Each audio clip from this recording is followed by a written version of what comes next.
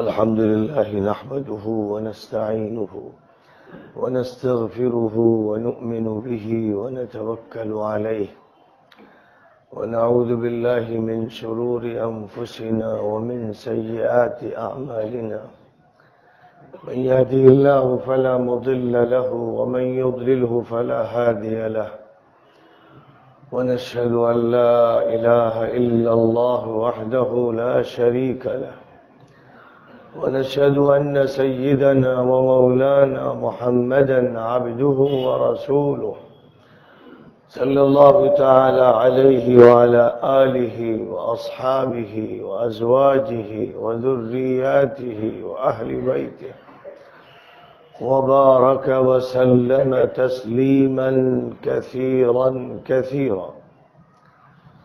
أما بعد فأعوذ بالله من الشيطان الرجيم. بسم الله الرحمن الرحيم. يا أيها الناس اتقوا ربكم الذي خلقكم من نفس واحدة وخلق منها زوجها وبث منهما رجالا كثيرا ونساء واتقوا الله الذي تساءلون به والأرحام إن الله كان عليكم رقيبا. يا أيها الذين آمنوا اتقوا الله حق تقاته ولا تموتن إلا وأنتم مسلمون. يا أيها الذين آمنوا اتقوا الله وقولوا قولا سديدا يصلح لكم أعمالكم ويغفر لكم ذنوبكم ومن يطع الله ورسوله فقد فاز فوزا عظيما.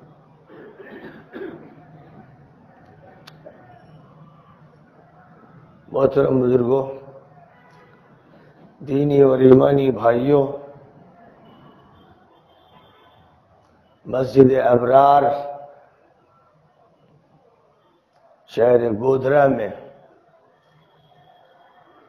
آج جمعے کی نماز کے بعد ایک محفل نکاح منعقد ہو رہی ہے اور ایک مجلس ہے پند و موعظت کی.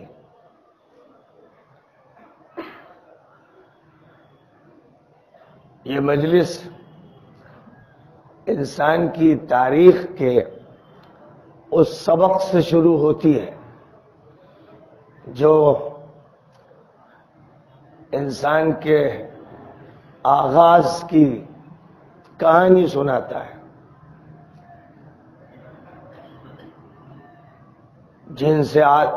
جن سے انسان کا آغاز ایک فرد سے ہوا اور ایک فرد کے لیے اللہ تعالی نے اس کا جوڑا بنایا اور جس فرد کو تیار کیا اس کو ہم اور آپ یوں جانتے ہیں کہ مٹی سے تیار کیا، لیکن حضور اکرم صلی اللہ علیہ وسلم نے ارشاد فرمایا کہ روح زمین کی مختلف صلاحیتوں کی اور مختلف عناصر رکھنے والی مٹیوں کا مجموعہ تھا. مٹیوں کی رنگتیں بھی الگ الگ تھیں اور مٹیوں کی خصوصیتیں بھی الگ الگ تھیں. کہیں لال رنگ کی مٹی ہوتی ہے، کہیں کالے رنگ کی مٹی ہوتی ہے، کہیں مٹیالی ہوتی ہے اور کہیں سیاہی مائل ہوتی ہے. رنگتیں بھی مٹی کی الگ الگ ہیں اور پھر مٹی میں یعنی زمین میں جو ایلیمنٹس ہیں، عناصر ہیں، وہ بھی الگ الگ ہیں. مٹی میں لوہا ہے، مٹی میں پوٹاسیم ہے، مٹی میں کیلشیم ہے، مٹی میں وہ تمام عناصر ہیں جن عناصر سے انسان کی تشکیل ہوئی، جو بنیادی عناصر ہیں اور وہ انسان کے جسم کے اندر موجود ہے. ان کی مقدار اللہ کی طرف سے طے ہے کہ ایک انسان کو آئرن کی اتنی ضرورت ہے اور کیلشیم کی اتنی ضرورت ہے اور پوٹاسیم کی اتنی ضرورت ہے، مختلف کیمیکلز ہیں، اور زمین میں یہ کیمیکلز موجود ہیں، یہ ایلیمنٹس موجود ہیں، انہی کو لے کر اللہ تعالیٰ نے ایک پتلا تیار کیا اور پھر اس پتلے کو گوشت اور پوست اور ہڈی اور پٹھوں میں تبدیل کیا۔ یہ عمل کیسے ہوا؟ کن فیکونی قدرت کے ذریعے سے یہ عمل ہوا، لیکن کن فیکونی قدرت سے ہی رحم مادر میں ایک جرثومہ ہوتا ہے جو بیضہ سے ملتا ہے، اور یہ جرثومہ اور بیضہ انثی دونوں کی تشکیل سے ایک وجود تیار ہوتا ہے جس کی ایک شکل علق کی ہوتی ہے، پھر ایک شکل مضغے کی ہوتی ہے، پھر ایک شکل ہڈیوں کے ہیکل کی ہوتی ہے، پھر ایک شکل ہڈیوں پر چڑھائے جانے والے گوشت کی ہوتی ہے جس میں بے شمار رگیں ہوتی ہیں، جس میں پٹھے ہوتے ہیں، پھر اس کے بعد اس کی مکمل حیات ہوتی ہے، سر، آنکھیں، ناک، کان، جسم کے اعضاء تشکیل پاتے ہیں، اور وہ جنین ہوتا ہے جو ماں کے پیٹ میں ہوتا ہے، پورا انسان بن جاتا ہے، اور جب اس کی مکمل تشکیل ہو جاتی ہے تو اللہ تعالیٰ کی طرف سے یہ طے کر دیا جاتا ہے اس کی عمر کتنی ہوگی، اس کے حالات کیسے ہوں گے، یہ خدا نخواستہ شقی ہوگا یا سعید ہوگا۔ اس کے بارے میں جو منصوبہ ہے اللہ کا، وہ منصوبہ فرشتے کے حوالے کر دیا جاتا ہے، اور فرشتہ اس منصوبے کو انسان کی جین میں، آج کل جینیاتی سائنس پر بہت ریسرچ ہو رہا ہے، انسان کے جو سیلز ہیں یہ جینیاتی سائنس کے لیے بنیاد فراہم کرتے ہیں، اور ایک ایک سیل میں، انسان کے ایک ایک ذرے میں اس کی پوری حیات موجود ہے۔ انسان کے کسی ایک ریشے سے اس کی پوری سوانح تیار ہو سکتی ہے۔ سائنسدانوں کا کہنا ہے کہ جینیاتی سائنس کے ذریعے سے یہ حقائق سامنے آئے کہ انسان کے اندر کے جو سیل ہیں، ایک سیل کے اندر کہا جاتا ہے کہ 30 لاکھ معلومات ہوتی ہیں، اور اب تو باقاعدہ ایک سلسلہ شروع ہوا ہے بھیڑ سے، کہ بھیڑ کے جین سے، اس کے سیل سے پوری بھیڑ تیار کی گئی، اسی کی ڈپلیکیٹ، ٹرو کاپی تیار کر دی گئی، جس کو کلوننگ کہتے ہیں۔ اور انسان کے بارے میں بھی کام ہو رہا ہے، چھپ کے ہو رہا ہے، کیونکہ عام طور پر دنیا کی حکومتوں نے ابھی اس سے اتفاق نہیں کیا ہے کہ انسان کی ڈپلیکیٹ کاپی بنائی جائے۔ جیسے فوٹو کاپی ہوتی ہے، بالکل اسی طرح جیسا بکرا ہے ویسے ہی بکرا تیار ہو سکتا ہے۔ اب اس کی ضرورت نہیں ہے کہ بکری سے بچہ پیدا ہو، بلکہ ایک بکرے کے جین سے اور اس کے سیل سے ایک دوسرا بکرا ڈیولپ کیا جا سکتا ہے، ایک لمبے پروسیس کے نتیجے میں۔ جیسے ایک عمل شروع ہوا ہے ٹیسٹ ٹیوب کا، ٹیسٹ ٹیوب بیبی، یعنی ٹیوب کے اندر انسان کا مادہ ڈالا جاتا ہے، مرد و زن کا، اور پھر وہاں ان کی پرورش ہوتی ہے، یہاں تک کہ اس کے اندر ایک جنین تیار کر دیا جاتا ہے۔ تو جو عمل پہلے طبعی طور پر ہو رہا تھا، اس میں نئی نئی ترقیاں پیدا کی جا رہی ہیں۔ ایک انڈے سے چوزا 20-21 دن میں تیار ہوتا تھا، مرغی بیٹھتی تھی، انڈے کو سیتی تھی، اس کو حرارت دیتی تھی، تو اس حرارت کو دینے میں 20-21 دن لگ جاتے تھے۔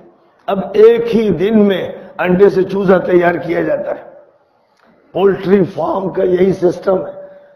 تو معلوم یہ ہوا کہ جو حرارت مطلوب ہے اگر وہ حرارت فراہم کر دی جائے، غیر طبعی طور پر فراہم کی جائے گی تو تمام خصوصیات نہیں ہوں گی۔ اس لیے پولٹری فارم کی مرغی اور دیسی مرغی میں بڑا فرق ہوتا ہے، اور دیسی انڈے اور پولٹری فارم کے انڈے میں بڑا فرق ہوتا ہے، قیمت میں فرق ہوتا ہے، طاقت میں فرق ہوتا ہے۔ جس طرح یہ عمل مرغی کے انڈوں کے ساتھ ہو رہا ہے اور دیگر جانوروں کے انڈوں کے ساتھ ہو رہا ہے کہ جلدی بچے کو وجود میں لے آیا جائے، ایسے کلوننگ سسٹم خفیہ طور پر انسان کے ساتھ ہو رہا ہے۔ اب جس انسان کی کاپی بنانی، کوئی بڑے مولانا صاحب ہیں، کم ایسے لوگ پیدا ہوتے ہیں تو ان کے جین کو لے لیا گیا، بالکل ویسے ہی دوسرے مانا تیار، تو کاپیاں تیار ہو جائیں گی۔ لہذا حضرت رخصت ہو گئے تو بھائی اب تو خلا ہو گیا۔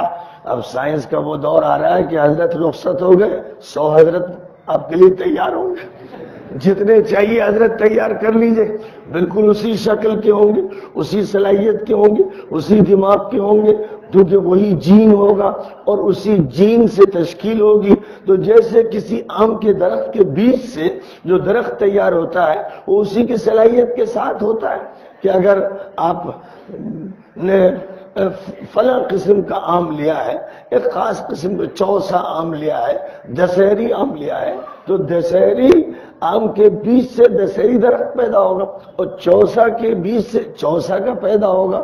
اسی طرح جس جنس کا کیلا ہوگا، جس جنس کا کوئی بھی پھل ہوگا، اس جنس کا اگر بیج استعمال کیا جائے گا تو ڈفرینس نہیں ہوگا، بالکل ویسے ہی چیز پیدا ہوگی، پھل کی وہی قسم پیدا ہوگی۔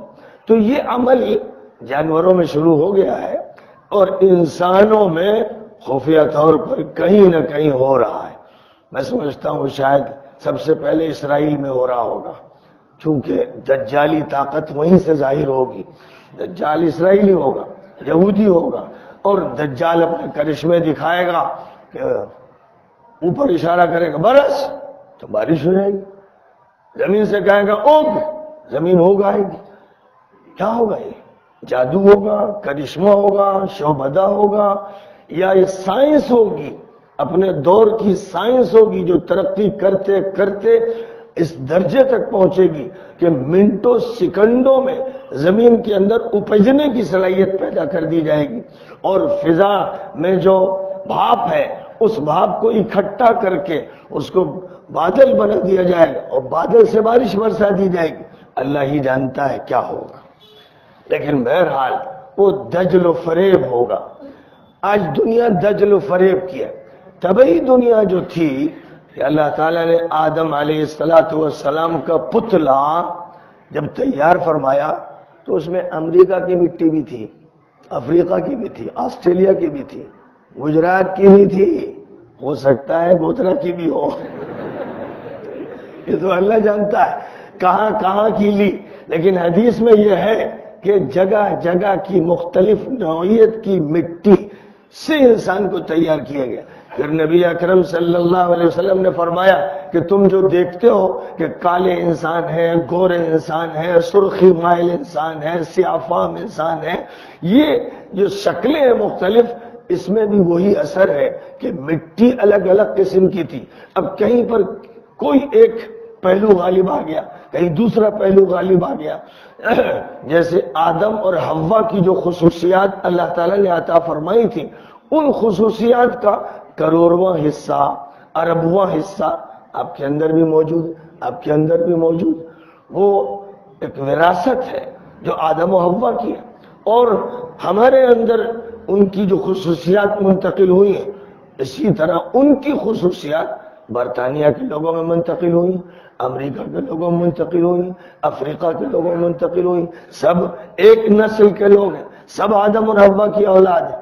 لہذا آدم اور حوا میں جو خصوصیات اللہ تعالیٰ نے رکھی تھی وہ طرح طرح کی تھی، کوئی بہت ذہین، کوئی کن ذہن، کوئی لامبے قد کا، کوئی ٹھنگے قد کا۔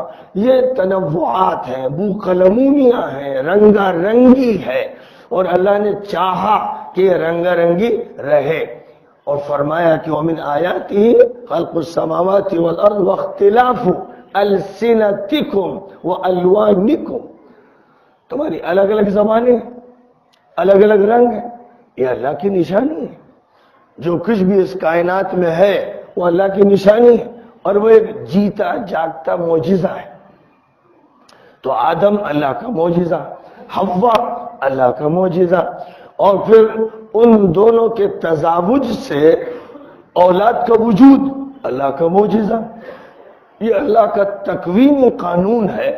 اس تکوینی قانون کے تحت اللہ نے پودے پیدا فرمائے، حیوانات پیدا فرمائے، اور فضاؤں میں گیسز پیدا کی، اور زمین کی تہوں میں گیسز پیدا کی، اور سیال مادے پیدا کی، اور ٹھوس معدنیات پیدا کی، طرح طرح کی خصوصیات رکھی۔ تو انسان کے اندر سونے کا بھی اثر ہے، چاندی کا بھی اثر ہے، لوہے کا بھی اثر ہے، پیتل کا بھی اثر ہے، اور بے شمار چیزیں جن کے اثرات ہیں، اور ان اثرات کے نام رکھ دیے گئے ہیں۔ خاص طور پر کیونکہ سائنس کی آخری دور میں ترقی انگریزی میں ہوئی، اس سے پہلے اٹالین میں ہوئی، سیرین میں ہوئی، عبرانی زبان میں ہوئی، تو ان زبانوں نے اپنی اپنی اصطلاحات میں ان کا تذکرہ کیا، اور جو عربوں میں بڑے بڑے اطباء ہوئے، حکماء ہوئے، ابو علی سینا ہوئے، اور رازی ہوئے، اور اسی طرح بڑے محققین ہوئے، انہوں نے بھی انسان پر ریسرچ کیا، اس کا تجزیہ کیا، اس کی خصوصیات بیان کی، اس کی بیماریوں کا بھی تذکرہ کیا، اس کی دواؤں کا تذکرہ کیا، جڑی بوٹیوں کا تذکرہ کیا۔ اب انسان اگر غور کیجئے تو زمین کھاتا ہے، کیونکہ وہ زمین سے بنا ہے۔ فضا نہیں کھاتا، ہوا نہیں کھاتا، ہوا بھی اس کے جسم کا ایک حصہ ہے، یعنی ہوا میں جو آکسیجن ہے اس کو وہ لیتا ہے، پورے جسم میں آکسیجن تیر رہا ہے۔ لیکن وہ جو کچھ بھی کھاتا ہے، گوشت کھاتا ہے تو زمین کھاتا ہے، دودھ پیتا ہے تو زمین کھاتا ہے، ترکاری کھاتا ہے تو زمین کھاتا ہے۔ جتنی بھی چیزیں انسان استعمال کر رہا ہے سب زمین سے وجود میں آ رہی ہیں۔ زمین سے اناج پیدا ہوا، زمین سے میوے پیدا ہوئے، زمین سے پھل پیدا ہوئے، زمین سے ترکاریاں ہوئی، زمین سے گھاس ہوئی، گھاس جانوروں نے کھائی، ان جانوروں کا گوشت بنا، اور ان میں دودھ تیار ہوا، جو مادہ ہے ان میں دودھ تیار ہوا۔ تو وہ دودھ بھی زمین کے ہی ذرات ہیں، وہ زمین کے عناصر ہیں جن کو اللہ نے الگ الگ شکلیں دی ہیں۔ جس وقت شہد کی مکھی پھلوں کا رس چوستی ہے، پھولوں کا رس چوستی ہے، تو وہ زمین کو چوستی ہے۔ یعنی زمین ہے جو پھولوں کی شکل میں ہے، زمین ہے جو پھلوں کی شکل میں ہے، زمین ہے جو پتوں کی شکل میں ہے، یہ سب زمین کی کار فرمائی ہے۔ اور اس زمین کے اندر پانی ہے، اوپر سے بھی پانی دیا جاتا ہے، وہ بھی زمین سے آتا ہے۔ سمندر کا پانی بھاپ بنتا ہے، بھاپ بادل بنتے ہیں، بادل سے بارش ہوتی ہے، بارش پہاڑوں پر بھی ہو، بارش وادیوں میں بھی ہو، بارش ندیوں میں بھی، بارش سے جھرنے، بارش سے آبشار، بارش سے ندیاں، بارش سے نالے، اور سمندر ہے جس کو اللہ تعالیٰ نے اس زمین پر اس طرح، اس گول زمین پر اس طرح سے بنا دیا ہے کہ 2/3 حصہ زمین کا پانی کی شکل میں ہے، اور بقیہ حصہ خشکی کی شکل میں ہے۔ اور یہ سارا ایک نظام ہے جو اسی زمین سے وابستہ ہے، اور چونکہ اس زمین سے وابستہ ہے اس لیے جس وقت مردے کو دفنایا جاتا ہے اس وقت یہ سبق یاد دلایا جاتا ہے، پیدائش کے وقت بھی یاد دلایا جاتا ہے، اور انتقال کے وقت یاد دلایا جاتا ہے۔ منہا خلقناکم وفیہا نعیدکم ومنہا نخرجکم تارۃ اخری۔ پیدا کیا تھا مٹی سے، آپس مٹی میں، دوبارہ مٹی سے یہ ہمارا تعلق ہے۔ اور چونکہ آدم مٹی سے بنائے گئے، حوا بھی مٹی سے بنائی گئی۔ بہت سے لوگ یہ سمجھتے ہیں کہ آدم کی ایک پسلی سے حوا بنائی گئی، چونکہ ایک حدیث میں یہ لفظ آ گیا خلقت من ضلع، اس سے سمجھ لیا گیا، حالانکہ یہ بات بالکل اس موضوع پر صریح نہیں ہے، بلکہ مطلب ہے خلقت من ضلع کا کہ عورت میں کجی ہوتی ہے، عورت کی فطرت میں کجی ہوتی ہے۔ جیسے خلق الانسان من عجل، انسان میں جلد بازی ہے۔ یہ مطلب نہیں کہ انسان پیدا کیا عجل سے پیدا کیا گیا، جلدی کی کا کوئی کیمیکل تھا، اس کیمیکل سے پیدا کیا گیا، یہ معنی نہیں. یہ عربی کا محاورہ ہے، اور عربی کے اس محاورے میں وہاں یہ مطلب ہے کہ انسان جلد باز واقع ہوا ہے اور عورت میں کجی ہے. اسی لیے فرمایا گیا ہر شوہر سے کہ جناب بالکل سیدھا کرنے کا چکر مت پالیے گا، ٹھیک نہیں ہوگی تو طلاق، یہ مت کیجیے گا، وہ ٹیڑھی ہے ٹیڑھی رہنے دیجیے. اور اگر آپ ساتھ رہنا چاہتے ہیں تو اس کی کجی برداشت کیجیے. یہ اس کے کجی اس کا حسن ہے، یعنی اس میں ایک لچک ہے اور کچھ اس کے اندر ایک کجی رکھی گئی ہے، وہ خیر کے لیے بھی استعمال ہوتی ہے، شر کے لیے بھی استعمال ہو سکتی ہے. تو نبی اکرم صلی اللہ علیہ وسلم نے شوہروں سے یہ کہا کہ اگر تم اپنی بیویوں سے فائدہ اٹھانا چاہتے ہو اور خوشگوار زندگی چاہتے ہو، حیات طیبہ چاہتے ہو، تو پھر اس کی کوشش مت کرو. فَإِن ذَهَبْتَ تُقِيمُهَا كَسَرْتَهَا، اگر تم بالکل سیدھا کرو گے، جو میں کہتا ہوں بس وہ ہونا چاہیے، تو پھر توڑ دو گے، پھر رشتہ باقی نہیں رہے گا، نوبت طلاق تک پہنچے گی. اس لیے ہر ایک کی فطرت کو سمجھنا چاہیے اور اس اعتبار سے پھر اپنے کو ڈھالنا چاہیے. اپنے مزاج کی تشکیل اس طرح کرنا چاہیے جو فطرت کے مطابق ہو. فطرت اللہ التی فطر الناس علیہا لا تبدیل لخلق اللہ. اللہ نے جو فطرت بنائی ہے، جو نیچر بنائی ہے، اسے کوئی بدل نہیں سکتا ہے، وہ اللہ کا فیصلہ ہے. اللہ نے تکوینی نظام اسی طرح قائم کیا ہے. جانور کی ایک فطرت بنائی، انسان کی ایک فطرت بنائی، پودوں کی ایک فطرت بنائی، جس کی جو نیچر اور جو فطرت اللہ نے چاہی بنا دی. تو انسانوں کو یہ بات یاد رکھنی چاہیے، اور جب یہ بات یاد رکھیں گے آپ، اولین باپ، اولین ماں، جد امجد کا خیال رکھیں گے، تو آپ کو پوری انسانیت ایک خاندان محسوس ہوگی. آپ کو پھر کسی امریکن کو، کسی یورپین کو، کسی انڈین کو، کسی ہندو کو، کسی سکھ کو، کسی عیسائی کو وحشت نہیں ہوگی. آپ دوری نہیں محسوس کریں گے. آپ پہلے نمبر پر یہ محسوس کریں گے کہ ہمارے خاندان کا ایک فرد ہے. اب ہمارے خاندان کا ایک فرد ہے جس نے دعوت کو قبول کیا، ہمارے خاندان کے ایک فرد ہے جس تک دعوت نہیں پہنچی، ہمارے خاندان کے ایک فرد ہے جو ضدی ہے، دعوت قبول نہیں کی ہے. تو خاندان کے افراد ہیں. جیسے نبی اکرم صلی اللہ علیہ وسلم کی مکہ مکرمہ میں بعثت ہوئی تو قریش کے خاندان کے، بنو ہاشم کے خاندان کے، آپ کے عزیز ترین، آپ کے مخالف بھی ہوئے، موافق بھی ہوئے. خاندان ایک ہے. تو صرف وہی خاندان نہیں ہے جس کو ہم اپنی برادری کے نام سے ذکر کرتے ہیں.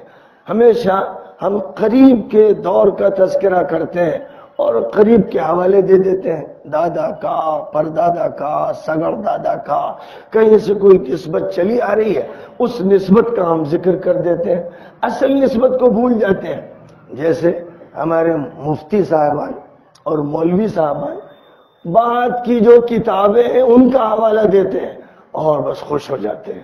شامی میں یہ لکھا ہوا ہے، فتاوی عالمگیری میں یہ درج فرما دیا گیا، فتاوی تاتار خانیہ میں یہ فرمایا گیا، فتاوی بزازیہ میں یہ ذکر کیا گیا. بھول گئے مولوی صاحب.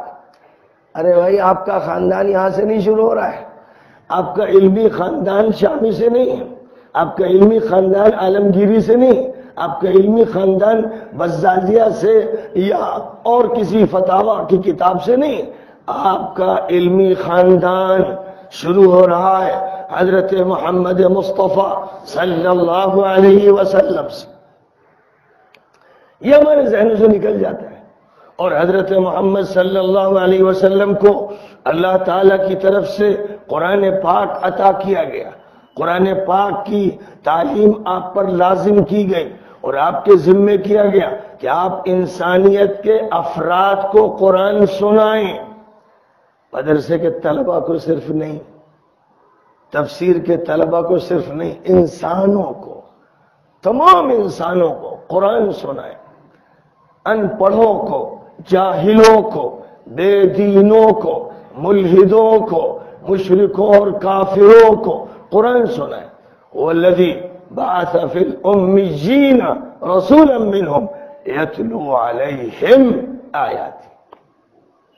امی کون تھے؟ جاہل، الٹریٹ، بدو، مشرک، کافر، ملحد، زندیق. ان کو قرآن سنانے کا حکم فرمایا گیا. تو نبی ان تک قرآن پہنچاتے تھے.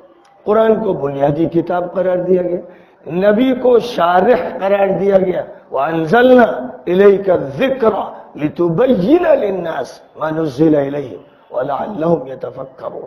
ہم نے یہ کتاب آپ کی طرف اتاری ہے تاکہ آپ لوگوں کے سامنے وضاحت سے بتا دیں کہ کیا اتارا گیا ہے، تشریح کر دیں. تو آپ کو شارح بنایا گیا، آپ کو مفسر بنایا گیا، آپ کو ترجمان قرآن بنایا گیا. یہ ہے آپ کو ترجمان قرآن بنایا گیا. اور مزید اللہ تعالیٰ کی طرف سے قرآن کے علاوہ آپ کو احکامات دیے گئے. آپ کو ایک وحی جلی اور وحی مطلوع عطا کی گئی، ایک وحی خفی عطا کی گئی. آپ نے ارشاد فرمایا الا وانی اوتیت القرآن ومثلہ معہ. اے لوگوں سن لو، مجھے قرآن دیا گیا اور اس جیسی ایک دوسری تعلیم بھی عطا کی گئی، ایک اور علم بھی دیا گیا. اور چونکہ ایک اور علم بھی دیا گیا اس لیے محض قرآن کافی نہیں. کوئی اگر یہ کہے کہ حسبنا کتاب اللہ، ہمارے لیے اللہ کی کتاب کافی ہے، تو وہ گمراہ ہے. وہ گمراہ ہے. اللہ کی کتاب کے ساتھ حضور کی حدیث، حضور کی سیرت، حضور کی سنت لازمی ہے. ما اتاکم الرسول فخذوه وما نهاکم عنہ فانتہوا. پیغمبر تمہیں جو دے دیں اسے لے لو، اور جس چیز سے روک دے اس سے رک جاؤ. وما ارسلنا من رسول الا ليطاع باذن اللہ. ہم نے جو بھی پیغمبر بھیجا اسی لیے بھیجا کہ اللہ کے حکم سے اس کی اطاعت کی جائے. یا ایھا الذین آمنوا اطیعوا اللہ واطیعوا الرسول واولی الامر منکم. اے ایمان والو، اللہ کی بات مانو اور رسول کی بات مانو، اور جو تمہارے ذمہ دار ہو دین کے، تمہاری خلافت کے، حکومت کے جو ذمہ دار ہو ان کی بات مانو. لیکن آگے فرمایا گیا فَإِن تَنَازَعْتُمْ فِي شَيْءٍ فَرُدُّوهُ إِلَى اللَّهِ وَالرَّسُولِ. جھگڑا کس سے ہوگا؟ جھگڑا اولو الامر سے ہوگا. اللہ سے جھگڑا نہیں ہو سکتا، نبی سے نہیں ہو سکتا. اللہ تو وحدہ لا شریک لہ مالک ہے، خالق ہے، حاکم ہے، اور نبی اس کے ترجمان ہے، معصوم ہے. ان کے بعد کوئی معصوم نہیں، اس لیے جھگڑا ہوگا. جھگڑا حاکم سے ہوگا، جھگڑا خلیفہ سے ہوگا، جھگڑا امیر سے ہوگا، جھگڑا عالم سے ہوگا، کسی سے بھی ہو سکتا ہے. اس لیے فرمایا فَإِن تَنَازَعْتُمْ فِي شَيْءٍ فَرُدُّوهُ إِلَى اللَّهِ وَالرَّسُولِ. اگر کسی چیز میں نزاع ہو تو اسے اللہ اور رسول کی طرف واپس کرو، یعنی اللہ کی بارگاہ میں لے جاؤ. قرآن پر غور کرو، حدیث پر غور کرو. اب قرآن اور حدیث سے حل کرو. جب بھی کبھی کوئی نزاع پیدا ہو تو قرآن و حدیث سے حل کرو. یہ نہ ہو کہ تم نزاع پیدا ہو تو اپنے علماء کے اقوال ذکر کرنا شروع کر دو، اپنی جماعتوں کا موقف ذکر کرنا شروع کر دو، اپنی تنظیموں کا دستور بیان کرنا شروع کر دو. ہرگز ہرگز وہ حجت نہیں ہے. حجت صرف اللہ کا فرمان ہے اور نبی کی ہدایت ہے، آپ کا قول ہے، آپ کا عمل ہے، آپ کی سیرت ہے. اس کے علاوہ اور کوئی چیز حجت نہیں. اس لیے جب بھی مسئلہ پیدا ہو فَإِن تَنَازَعْتُمْ یعنی مَعَ أُولِي الْأَمْرِ فَرُدُّوهُ إِلَى اللَّهِ وَالرَّسُولِ. اور اسی لیے نبی اکرم صلی اللہ علیہ وسلم نے فرمایا لا طاعة لمخلوق فی معصیت الخالق. اللہ کی جہاں نافرمانی ہو رہی ہو کسی مخلوق کی بات نہیں مانی جائے گی. جہاں اللہ کی نافرمانی ہو رہی ہے آپ کو معلوم ہے کہ غلط ہے، وہاں ہرگز ہرگز کسی کی بات نہیں مانی جائے گی. آپ کو معلوم ہے کہ فحاشی حرام، عیاشی حرام، سینما گھر قائم کرنا حرام، تھیٹر قائم کرنا حرام، اوریانیت حرام، اور رقاصاؤں کے ڈانس کرنا حرام. تو اگر یہ محمد بن سلمان کرے، سعودیہ کے حکام کرے، وہاں کے عمرہ کرے، وہاں کے علماء اس کی اجازت دے، تو وہ حرام کاری کر رہے ہیں. ان کے منہ پہ پھینک کے مار دو. لا طاعت لمخلوق فی معصیت الخالق. یا اللہ کی نافرمانی ہوگی اور کسی کی نہیں چلنے دی جائے گی. یہ ہدایت دی گئی ہے. تو آدم اور حوا سے جو قصہ شروع ہوا، اللہ نے اتنی برکت دی، اتنی برکت دی، اتنی اولاد ہوئی کہ فکر ہو گئی حکومتوں کو فیملی پلاننگ کی. لوگ زیادہ ہو گئے. اب کہتے ہیں ہم دو ہمارے دو، ہم دو ہمارے دو. کہیں چائنا میں یہ ہے کہ ہم دو ہمارا ایک. یہاں یہ نعرہ لگ رہا ہے کہ ہم دو ہمارے دو. مسئلہ یہ ہے کہ جتنا غریب ہوتا ہے، جتنا فقیر ہوتا ہے، اتنے ہی بچے پیدا ہوتے ہیں اس کے. تو ہمارے علماء اور اہل دین یہ سمجھاتے ہیں کہ بھئی جتنے بچے ہوں گے اتنے ہی خیر ہوگا، اتنے ہی مین پاور بڑھے گی، اتنے ہی زیادہ افادیت میں اضافہ ہوگا، نافعیت میں اضافہ ہوگا. اور جو بھی آتا ہے اپنا رزق لے کے آتا ہے، آپ کسی کا رزاق نہیں. وَمَا مِن دَابَّةٍ فِي الْأَرْضِ إِلَّا عَلَى اللَّهِ رِزْقُهَا. جو بھی جاندار زمین میں ہے، چونٹی ہو، مچھلی ہو سمندر کے اندر، یا پرندہ ہو یا چرند ہو یا درند ہو، سب کے لیے اللہ تعالیٰ نے انتظام کر رکھا. انسان تو اشرف المخلوقات ہے اور وہ انتظام لے کے آتا ہے. لیکن یہ کون کہے گا؟ جو وہ کہے گا جو اللہ کو مانتا ہے. لیکن جو اللہ کو نہیں مانتا ہے وہ کہتا ہے کہ ہم تو سیکولرزم کو مانتے ہیں. اور سیکولرزم کے معنی ہوتے ہیں لا دینیت. لا دینیت. تو جو لا دینیت کو مانتے ہیں ان کے لیے تو پھر پابندی کرنا ضروری ہے، کیونکہ انتظام حکومت کو کرنا ہے، آپ کو کرنا ہے. آپ کے پاس پیسہ نہیں، حکومت کے پاس بجٹ نہیں، زیادہ بچے پیدا کرو گے سب کا اناج کھا جاؤ گے، حکومت یہ کہتی ہے. لہذا اگر اللہ کا تصور ذہنوں سے نکل جائے تو پھر فیملی پلاننگ ہونی چاہیے. اب مشکل کیا ہے کہ آج کل کے مولانا جو ہیں، علماء، وہ بھی سیکولر ہو گئے ہیں. وہ بھی سیکولر ہو گئے. وہ کہتے ہیں قانون ہمیں چاہیے، ہمیں ہائی کورٹ چاہیے، ہمیں سپریم کورٹ چاہیے، ہمیں عدالتی نظام چاہیے، ہمیں کانگریس پارٹی چاہیے، ہمیں بی جے پی چاہیے، ہمیں فلاں چاہیے. جو مولوی، جو عالم، جو عام انسان یہ بول رہا ہے وہ مسلمان تو باقی نہیں رہ گیا. وہ مسلمان نہیں رہا، کیونکہ قرآن پاک کہتا ہے ان الحکم الا للہ امر الا تعبدوا الا اياه. حکومت صرف اور صرف اللہ کی ہے، غیر اللہ کی طرف حکومت کی نسبت حرام ہے، اور اس کا حکم ہے کہ صرف اللہ کی بندگی کرو. اور وہ یہ کہتا ہے کہ تمہارے امام اور قائد محمد الرسول اللہ صلی اللہ علیہ وسلم.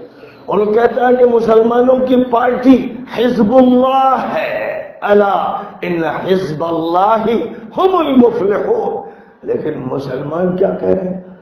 آج مدرسوں میں، خانقاہوں میں اور عوام میں اور خواص میں یہ کہا جا رہا ہے کہ بس پارٹی دیکھو کون سی سیکولر ہے، سیکولر پارٹی کو اختیار کرو. کیوں بھائی؟ کیا کریں، مجبور ہیں. مجبور کس نے بنایا آپ کو؟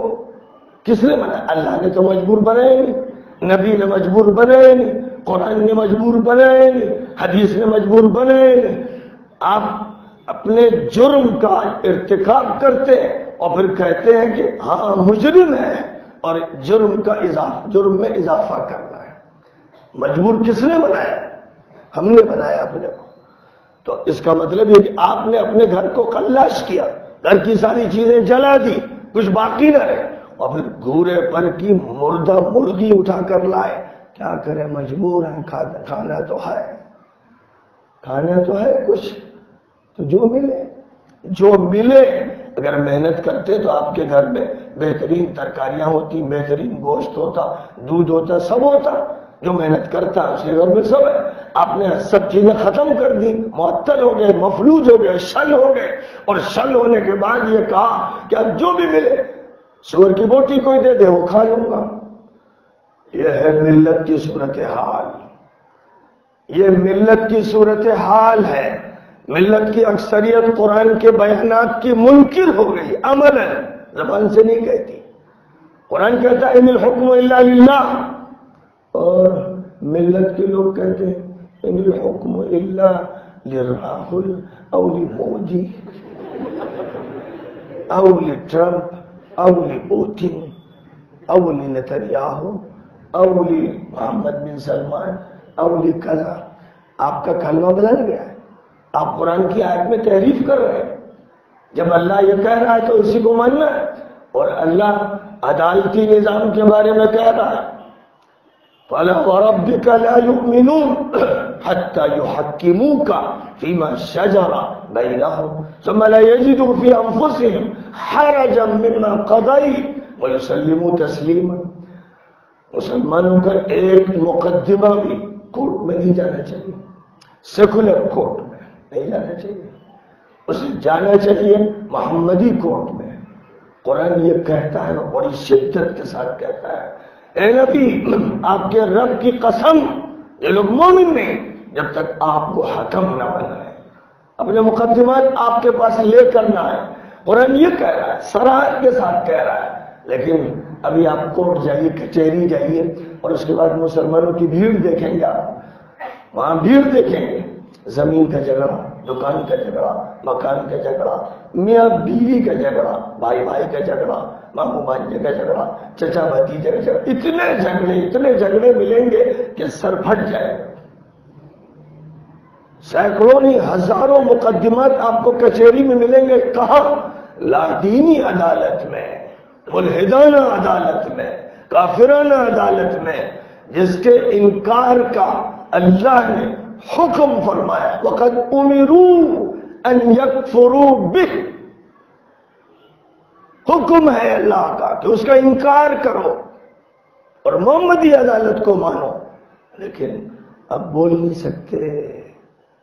یہ بولیں گے، قرآن کی بات کہیں گے تو سیکولر کیسے رہیں گے، سیکولر ملک میں کیسے رہیں گے. آپ کو یہ فکر ستائے جا رہی ہے، اور آپ نے اپنے گھر کو خود جلایا ہے، اور آپ کے پھپھولے سے آپ کے اندر آگ نکلی، آگ لگی. آپ نے اپنا گھر خود تباہ کیا، کسی اور نے نہیں کیا. لال قلعے میں جو عمرا آپ کے بیٹھے تھے انہوں نے کبوتر بازی کی، بٹیر بازی کی، مرغ لڑائے اور بھینسوں کو لڑوایا، اور پتنگیں اڑائیں، تماشے بازی کی اور عیاشی کی. انگریز آئے، انہوں نے قبضہ کر لیا. تو اللہ کی سنت ہے. لال قلعہ گیا، آپ گئے اس گجرات میں، احمد آباد میں جو حکومتیں رہیں، جو نظام رہا، جو بادشاہتیں رہیں، سب قصے ماضی بن گئے. کیوں ایسا ہو گیا؟ کیا اللہ ظالم ہے؟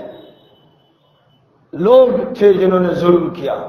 وما ظلمناہم ولکن کانوا انفسہم یظلمون.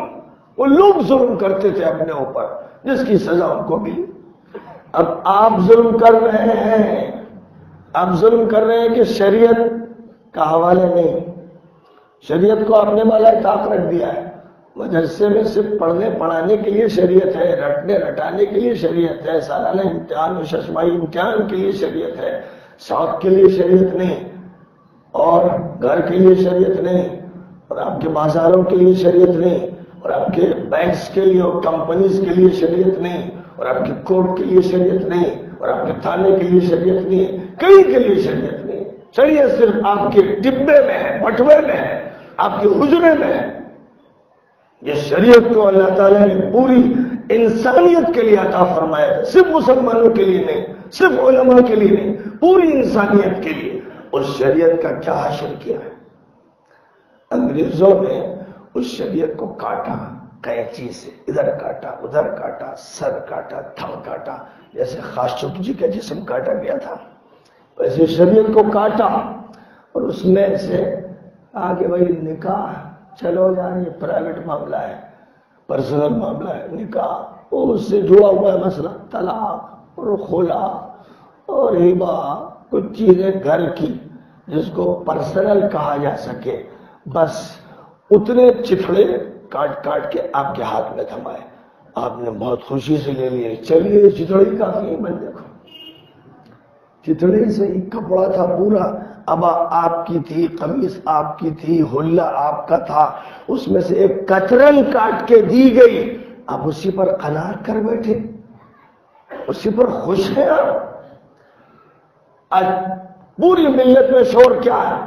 ہم پرسنل اللہ کی عبادت کریں گے، بے وقوف احمق اور جاہل لوگ یہ بات بول رہے ہیں، بولنا یہ کہ شریعت کی حفاظت کریں گے، شریعت کو نافذ کریں گے، شریعت کو پھیلائیں گے، شریعت پوری روح زمین کے لیے ہے، ہر فرد کے لیے ہے، یہ بات کہنی صرف نہیں کرنا ہے، اور کرنے کے لیے شریعت کی وضاحت کرنا ہے، شریعت وکیلوں کو سمجھانا ہے، شریعت ججوں کو سمجھانا ہے، شریعت ڈاکٹرز اور انجینئرز کو سمجھانا ہے، شریعت آفیسرز اور کلرکس کو سمجھانا ہے، شریعت پولیس کو، فوج کو سمجھانا ہے، ہر طبقے کے لوگوں کو سمجھانا ہے، بینک کے مینیجر کو اور بینک کے کلرکس کو شریعت سمجھانا ہے، ہر جگہ شریعت بتانا ہے، کیونکہ شریعت رحمت ہے، شریعت میں انسانیت کے مسائل کا حل ہے، شریعت ربانی تحفہ ہے، شریعت محمدی عطا ہے، شریعت ہی سے انسانیت کے مسئلے حل ہوئے ہوں گے۔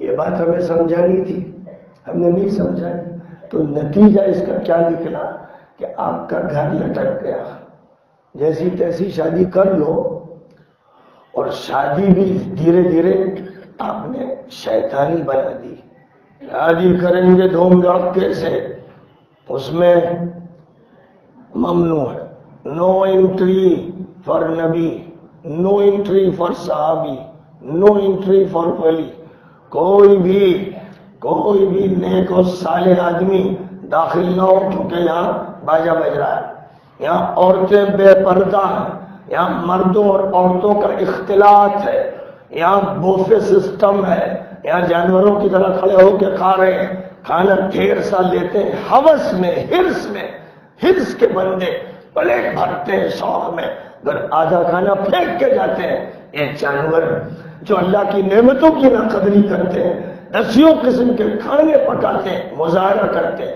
نمائش کرتے ہیں، دکھاوا کرتے ہیں، اور اللہ کے کہنے کے مطابق ان المبذرین کانوا اخوان الشیاطین، جو لوگ فضول خرچی کرتے ہیں وہ شیطانوں کے بھائی۔ تو اب کہیں آپ شادی دیکھ رہے ہیں اور وہاں فضول خرچی ہو رہی ہے، سنت کو روندا جا رہا ہے، مخلوط مجمع ہے، عورتیں بے پردہ ہیں، بوفے سسٹم اختیار کیا گیا ہے، کھانا پھینکا جا رہا ہے، تو آپ وہاں بورڈ پر لکھ دیجئے شیطان کے بھائیوں کی شادی ہو رہی ہے۔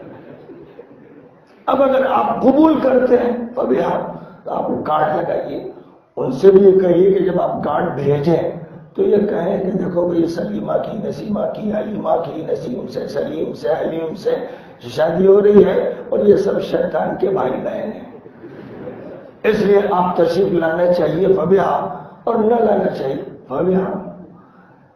یہ دعوت نامے میں لکھا ہونا چاہیے، کیونکہ میں سنت کے خلاف کروں گا، میں فضول خرچی کروں گا، میں باجا بجاؤں گا، عورتیں بے پردہ ہوں گی، تو مولانا صاحب اگر آپ کو اپنا دین عزیز ہے تو گھر میں رہیے، کھانے کے شوق میں نہ آئیے۔ لیکن افسوسناک صورتحال یہ ہے کہ سب سے آگے اسٹیج پر مولانا ہی ہوتے ہیں، نکاح پڑھاتے ہیں، دیکھ رہے ہیں کہ بے حیائی ہے، گانے باجے ہیں، فضول خرچی ہے، اور اس کے خلاف نہ بات ہوتی ہے، نہ بائیکاٹ ہوتا ہے، نہ عمل ہوتا ہے، شرکت ہوتی ہے گناہ میں، جرم میں۔ جب یہ ہوگا تو پھر لعنت یہ ملے گی کہ 3 طلاق کا مسئلہ سر پہ ٹھوک دیا جائے گا، گلے میں لٹکا دیا جائے گا۔ اب کیا رہ گیا پرسنل اللہ میں؟ کیا رہ گیا؟ آپ کی بے حیائی کی شادیاں، عیاشی کی شادیاں، نمائشی شادیاں، شیطانی شادیاں، اور پھر مودی کا بل، طلاق کا بل جو گلے میں لٹکا دیا گیا ہر مسلمان کے. اب سارے مسلمان چیخ رہے ہیں 3 طلاق 3 طلاق. ارے بھائی 3 طلاق جائز ہے؟ نہیں جائز ہے. حرام؟ جی حرام. خراب؟ جی خراب. لیکن ہوتی ہے گولی 3 مار دی تو لگے گی کہ نہیں؟ یہ قصہ بنا دیا. ملک میں مذاق ہو رہا ہے، پورے ملک میں مذاق بن رہا ہے، کورٹ میں مذاق ہو رہا ہے، پارلیمنٹ میں مذاق بن رہا ہے، بحثیں چل رہی. کیا مسلمانوں کا یہی مسئلہ تھا؟ لیکن ہم نے اپنی زندگی کو پہلے شادی کو بگاڑا تو پھر نوبت طلاق کی آئی. اب صرف مسلمانوں کے عنوان کیا رہ گیا؟ طلاق طلاق طلاق. یہ مسلمانوں کا ایشو ہے، سب سے بڑا اہم ایشو طلاق.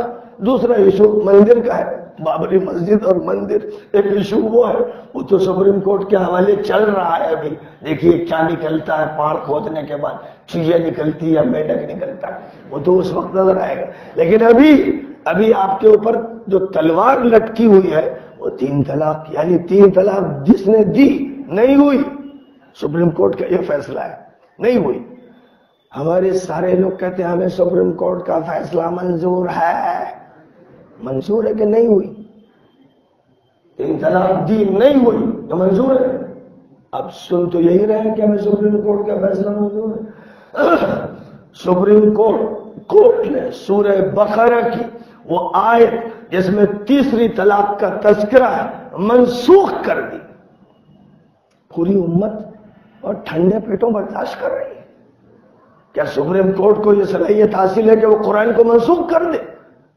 قرآن کی ایک آیت کا منسوخ کرنا ایسے ہی ہے جیسے پورے قرآن کا منسوخ کرنا. اگر کوئی یہ کہے الحمدللہ رب العالمین یہ قرآن کی آیت نہیں ہے تو آپ کیا کہیں گے؟ کہیں گے کافر ہے. ایک آیت کا منکر کافر جیسے پورے قرآن کا منکر کافر. اور سپریم کورٹ نے یہ فیصلہ کیا کہ 3 طلاق ہوتی نہیں، نہ ایک نہ 3. اس پر خاموش ہے سب، اس پر کوئی ٹکراؤ نہیں. قرآن منسوخ کر دیا گیا اور آپ دعائی دے رہے ہیں سپریم کورٹ کی.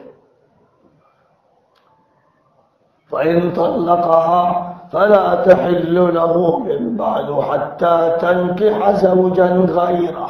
3ری طلاق تو بتدریج دینی ہے. قرآن پاک میں ترتیب بیان کی گئی، حدیث میں اس کو تفصیل کے ساتھ بیان کیا گیا. لیکن یہ کہ پھر شادی نہیں ہو سکتی اس عورت کی اس شوہر سے یہاں تک کہ دوسرا نکاح ہو، دوسرے سے ہو. یہ بات قرآن میں کہی گئی، سپریم کورٹ نے اس کو منسوخ کر دیا. اور آپ کہیں بھی پوری ملت کی طرف سے سپریم کورٹ کے خلاف کوئی آواز نہیں سن رہے. اب ساری بحث اس بل پر ہو رہی ہے جس بل میں یہ کہا گیا کہ جو 3 طلاق دے گا اس کو 3 سال جیل میں ڈال دیا جائے گا اور جرمانہ عائد کیا جائے گا. سزا کی بات کی جائے تو اس پر ملت چیخ رہی ہے، اس پر ملت چیخ رہی ہے. حالانکہ اس پر کم چیخنا چاہیے تھا کیونکہ سزا تو ملنی چاہیے اس کو. اور آپ قاضی صاحب جو ہے، مولانا صاحب، آپ سزا دے سکتے ہیں کسی کو؟ آج کل تو اگر آپ طالب علم کو مار دیں اور وہ شکایت کر دے تو استاد کو پولیس فوراً جیل لے جائے گی. اب تو یہ قانون ہے، طالب علم کو نہیں مار سکتے. تو آپ کسی کے شوہر کو کیسے ماریں گے؟ آپ کا دار و قضا کچھ نہیں کر سکتا. جب نہیں کر سکتا تو حکومت ہی تو کرے گی. حضرت عمر ابن الخطاب رضی اللہ تعالی عنہ کے بارے میں حضرت عبداللہ ابن عباس رضی اللہ تعالی عنہما کا بیان ہے کہ جو شخص 3 طلاق دیتا عمر کے پاس لایا جاتا تو اس کو اتنے کوڑے مارتے، اتنے مارتے کہ پیٹ دوہری کر دیتے. اب کوڑوں کی سزا نہیں ہے تو سزا تو ہونی چاہیے اور سزا حکومت دے گی. اب 3 سال کی دے یا 3 مہینے کی دے، کم دے یا بیش دے، ایک الگ موضوع ہے.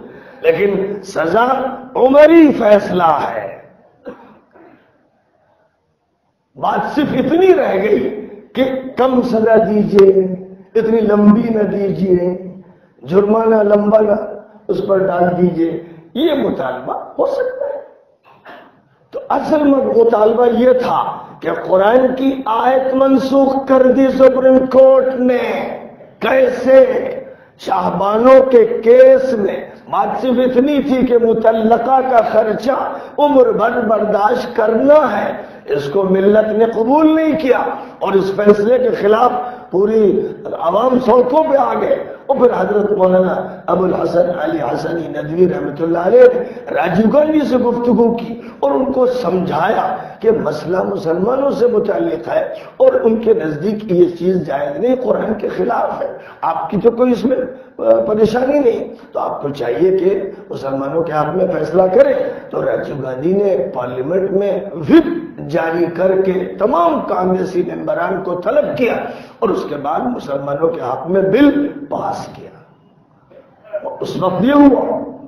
آج اس وقت صورتحال دوسری ہے، چونکہ حکمت عملی بدلی ہوئی ہے اور حکمت عملی زخم خوردہ ہے، اس کو چوٹ لگی ہوئی ہے، اس لیے اس طرح کے نتائج سامنے آ رہے ہیں۔ بہرحال یہ تو ضمنی طور پر ایک مسئلہ آ گیا، چلیے پھر ابا آدم کے پاس اور اماں ابا کے پاس اور اولاد کی جب ہوئی تو فیملی پلاننگ کی فکر ہونے لگی۔ نبی پاک علیہ السلام نے کہا کہ فیملی پلاننگ اس طرح کرو کہ زیادہ بچے پیدا کرو۔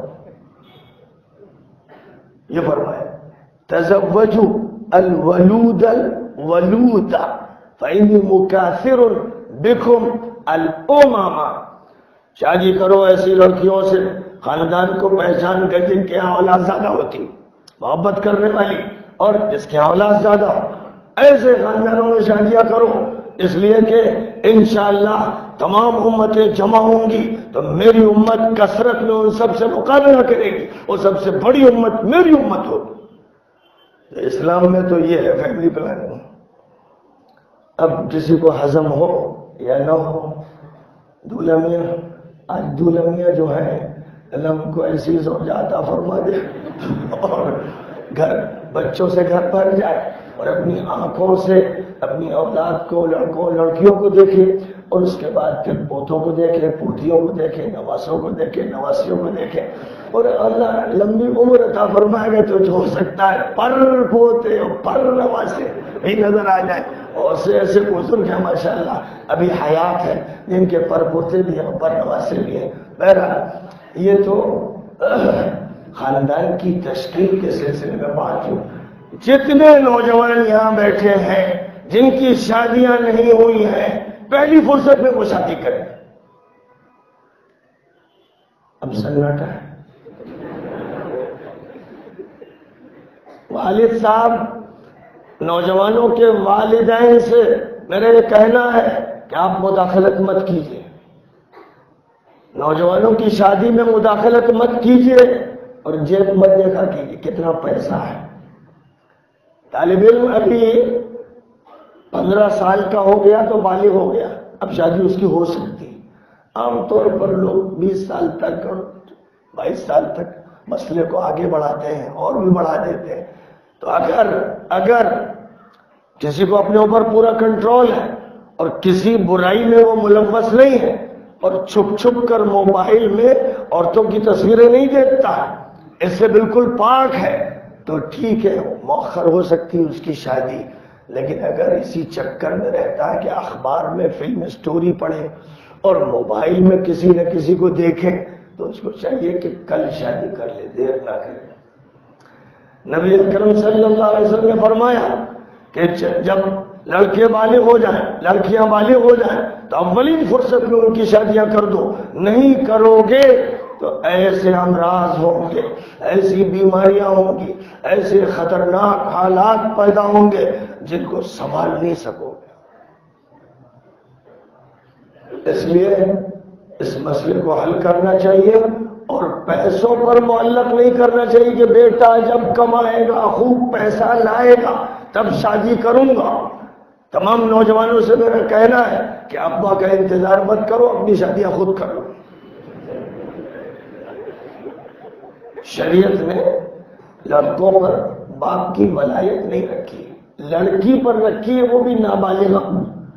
نابالغہ پر ولی ہے باپ یا جو بھی ولی ہو، لیکن لڑکے پر نہیں۔ آپ آزاد ہیں، اپنی کمائی شروع کر دیجئے، صبح پڑھیے، شام کو بنیان بیچیے، ادھر بیچیے اور پیسہ کمائیے. صحابہ کرام علم سے پیسہ نہیں کماتے تھے. وہ جو کماتے تھے کوئی لحام، کوئی بزاز، کوئی خیاط، کوئی حنان، ان کے جو اوصاف تھے وہ یہ تھے کہ وہ کاروبار سے لگے تھے، تجارت سے لگے تھے، صنعت سے لگے تھے، حرفے سے لگے تھے، پیشے سے لگے تھے. ہر آدمی کام کرتا تھا، وہ کماتا تھا. تو ہر نوجوان کو اپنی کمائی سے شادی کرنی ہے اور اپنی پسند کی زوجہ لانی، لیکن خیال رکھنا ہے ماں باپ کا یہ کہ بھائی اس کو وہاں رہنا ہے تو وہ ایسی ہو کہ وہ ان کی خدمت کرے، ان کا خیال رکھے. آپ بھی ماں باپ کا خیال رکھیں، لیکن ماں باپ سے یہ کہہ دیجئے کہ آپ پریشان نہ ہو. اور ایک بات اور سن لیں، جو ماں باپ انتظار کر رہے ہیں کہ پیسہ ملے گا تب شادی کریں گے، ان کو بتا دیجئے کہ قرآن یہ کہتا ہے کہ پیسہ ملے گا ہی نہیں. قرآن یہ کہتا ہے کہ اگر اس انتظار میں رہو گے تو پیسہ نہیں ملے گا، شادی کرو تو پیسہ ملے گا. کیا فرمائے؟ وَأَنْكِحُوا الْأَيَامَ مِنْكُمْ وَالصَّالِحِينَ مِنْ عِبَادِكُمْ وَإِمَائِكُمْ إِنْ يَكُونُوا فُقَرَاءَ يُغْنِهِمُ اللَّهُ مِنْ فَضْلِهِ. فرمایا کہ شادی کرو، جن کی شادی نہیں ہوئی لڑکے ہو یا لڑکیاں ان کی شادی کر دو. اگر وہ غریب ہوں گے، فقیر ہوں گے، پیسہ نہیں ہوگا تو ان کو اللہ دے دے گا. شادی کرو گے تو دے گا، نہیں کرو گے تو لٹکے رہو گے. اس لیے آج نوجوانوں کے لیے بڑی خوشی کا دن ہے کہ صرف ایک ہی نوجوان کی شادی نہیں ہوگی، آپ سب کی شادی ہوگی. اگر آپ لوگ نام بتا دیں زوجہ کا تو میں سب کا نکاح ایک ساتھ بہت ہے.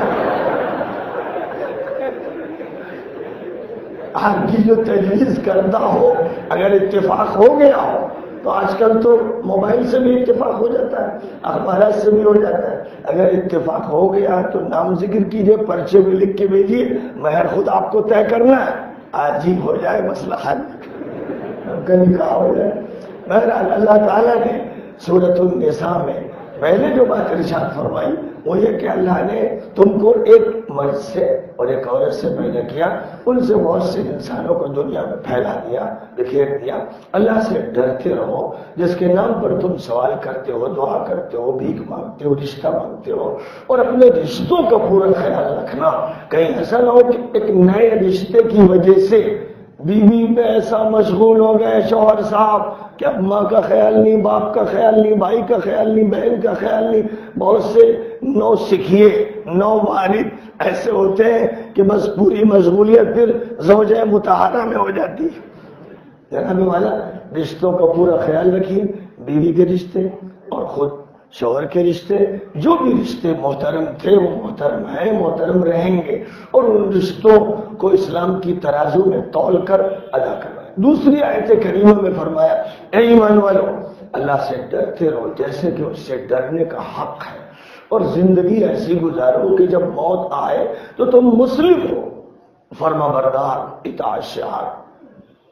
تیسری آیت کریمہ میں اللہ نے فرمایا کہ دیکھو تقوی اختیار کرو، حرام سے بچو، مکروہ سے بچو، حلال پر قناعت کرو، طیب چیزیں اختیار کرو، اور بات جچی تلی کہنا. جب ایجاب و قبول ہوگا تو روشنیاں کہاں؟ آپ انتظار میں بیٹھے ہیں کہ اتنی دیر لگا رہے ہیں مولانا، ذرا جلدی ہی قبولیت ہو جائے. ارے جناب والا آپ لڑکی کو قبول کرنے بیٹھے، لڑکی کو بعد میں قبول کیجیے گا، پہلے اسلام کے قانون کی دفعات کو. اب تو ماشاءاللہ مولوی ہیں، لیکن اور بہت سے لوگ جن کو دین کا پتہ ہی نہیں، اس دیواجی زندگی کے بارے میں علم ہی نہیں، انہیں معلوم نہیں حقوق الزوجین، شادی کرا دیتے ہیں، ماں باپ شادی کرا دیتے ہیں، اور وہ شادی جب کرا دیتے ہیں تو لا علمی کی شادی ہوتی ہے، انہیں کچھ نہیں معلوم. بس جیسے بھوکے کو کھانا معلوم ویسے جنسی حوث والے کو جنس معلوم، اور کچھ نہیں معلوم، شریعت کے قوانین معلوم ہی نہیں. اس لیے ضروری ہے مولانا آپ سے بھی درخواست ہے کہ ورکشاپ ان لڑکوں اور لڑکیوں کے لیے قائم کرنا چاہیے جن کی شادی 6 مہینے بعد 1 سال بعد ہو رہی ہے. 1 دن 2 دن 3 دن کی ورکشاپ ہو جس میں ان کو اسلامی قوانین ازدواجی زندگی کے بتائے جائیں، حقوق الزوجین سمجھایا جائے. بہت سے ملکوں میں یہ کام ہوتا ہے، بہت اچھے پیمانے پر ہوتا ہے، اور اس سے ایک کورس ہو جاتا ہے ایسے لوگوں کا. مراکش میں میں نے دیکھا کہ 300 نوجوان تھے اور خواتین تھیں، ان کے لیے انتظام، اور 1 ہفتے کا کورس تھا جس میں اچھے اچھے علماء کے لیکچرز ہو رہے تھے. وہ تمام باتیں جو مستقبل میں پیش آنے والی اور جو اسلامی ضابطے اصول وہ انہیں بتاتے تھے. تو یہ بہت مفید ہوتا ہے. اس لیے آپ لوگوں سے آپ اخبار میں اعلان نکال دیجئے کہ جن کے ابھی شادیاں ہونے والی ہوں وہ فلاں تاریخ سے فلاں تاریخ تک ہمارے ہاں ایک شارٹ کورس میں تشریف لائیں، اور ان کا ایک ورکشاپ ہوگا. ان کو ایک کورس پڑھایا جائے گا 3 دن کا، 1 ہفتے کا، جتنا بھی آپ چاہیں اس کا اعلان کریں. اسی کے ساتھ ساتھ مدرسے والوں سے میری درخواست ہے کہ جو ڈاکٹرز ہیں کہیں بھی ہیں ان کا ایک کورس 3-4 دن کا، 1 ہفتے کا کرانا چاہیے. جو ہماری حدیث کی کتابوں میں کتاب الطب ہوتی ہے، اس کتاب الطب کو سامنے رکھ کر آگے مسلمان اطباء نے جو تحقیقات کی ہیں بنیادی طور پر اس موضوع پر روشنی ڈالنی چاہیے کہ اسلام نے طبی ہدایات کیا دی ہیں، دواؤں کے بارے میں، بیماری کے بارے میں، علاج و معالجے کے بارے میں، حرام و حلال کے بارے میں، طیب و خبیث کے بارے میں جو اسلامی ہدایات ہیں ڈاکٹرز کو معلوم ہونی چاہیے. ایسے ہی ایک کورس 3 دن کا، 1 ہفتے کا وکیلوں کا ہونا چاہیے کہ اسلام میں وکالت کا نظام کیا ہے، وکیل کس کو بنایا جاتا ہے، کب بنایا جاتا ہے، کیوں بنایا جاتا ہے، اس کی ذمہ داری کتنی ہے، یہ سب بتانے کے لیے کورسز ہونے چاہیے. اور اگر موقع ملے تو ججز کے کورسز بھی ہونے چاہیے، اور کتاب القضاء، کتاب الشہادات یہ پڑھانا چاہیے. ان کے لیے یہ کورس ہونا چاہیے. علماء بہت کچھ کر سکتے ہیں، وہ ججوں کو پڑھا سکتے ہیں، وکیلوں کو پڑھا سکتے ہیں، ڈاکٹروں کو پڑھا سکتے ہیں، انجینئرز کو پڑھا سکتے ہیں، اور دولہا دلہن کو پڑھا سکتے ہیں. یہ کام مدرسوں کی طرف سے شروع کر دینا چاہیے. اور جو مدرسے نہیں چلا رہے، کوئی اکیڈمی چلا رہے، کوئی انسٹیٹیوشن چلا رہے، وہ اپنی سطح سے یہ کام شروع کر دیں تو انشاءاللہ اس کا بہت اچھا اثر مرتب ہوگا. پورے معاشرے کو شریعت کا علم حاصل ہوتا چلا جائے گا. جی اوپر سے کہا ہے میں